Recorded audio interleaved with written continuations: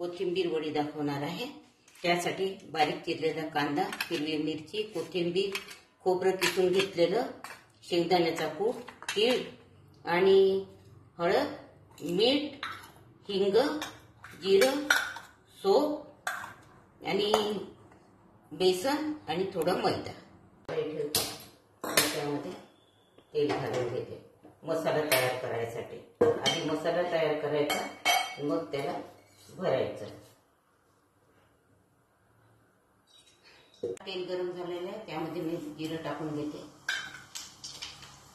हिंग घालते आणि बारीक चिरलेला कांदा घालून घेते।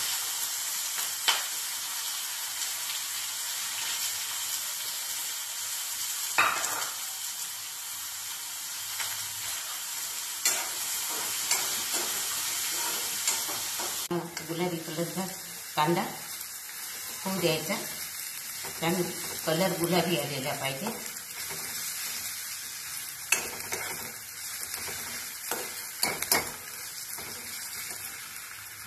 ते घालून घेते यामध्ये आणि हळद,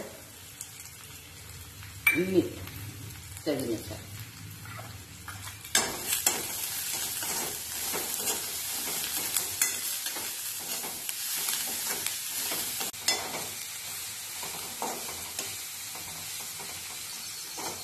तीळ घालून घेते, खोबरं एक किसलेलं खोबरं आहे आणि शेंगदाण्याचा हा कूट दरदरा कुटलेला आहे, खूप बारीक नाही करायचा। हे मी याच्यात घालून घेते। झालेलं आहे, यामध्ये आता कोथिंबीर टाकून घेते आणि याला छान शिजू देते।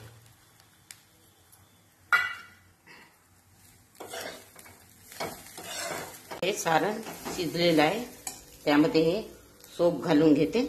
याच्यानं छान याचा फ्लेवर येतो आणि थोडी वरून साखर घालून घ्यायची। गॅस बंद करते। आता हे सारण छान शिजलेलं आहे, याला मी बाउलमध्ये काढून घेते। बाउलमध्ये काढून घेते आणि नंतर याला भरते। कडा कापून घेतलेला आहे, याला आता ब्रेडमध्ये पाण्यामध्ये भिजवून याच्यात पाणी काढून घेते आणि यामध्ये सारण भरून इथे हे तयार करते वडे।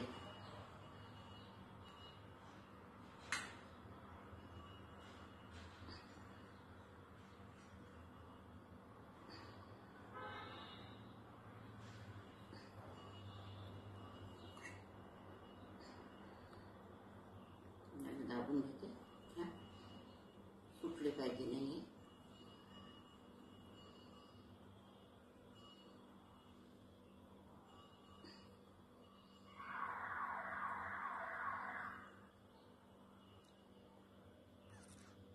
याबद्दल सारण निघलं नाही पाहिजे, म्हणून असं छान बंद करून घ्यायचं। कढईमध्ये आता तेल घालून घेते तळण्यासाठी, थोडं बेसन आणि थोडं तिखट मीठ,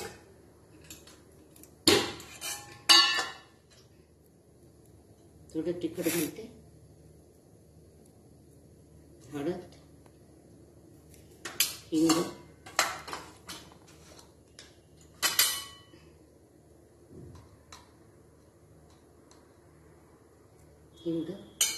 आणि मीठ घालते।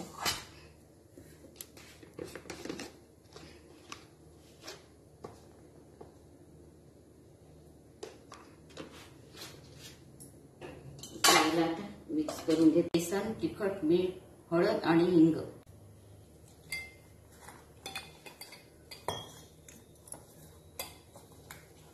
हे सगळं मिश्रण भिजवून घेतलं, त्याच्यात थोडा इनो घालते, थोडा किंचित बस।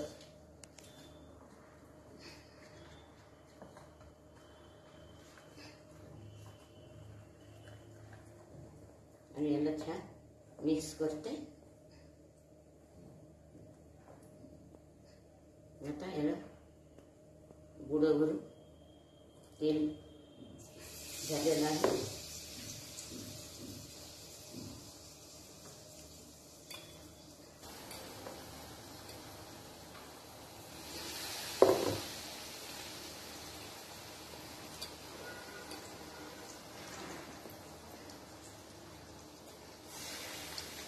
सांबार वडीचा मसाला भरून हा मसाला वडी अशा प्रकारची केलेली आहे आणि ती या चटणी बरोबर खायची आहे.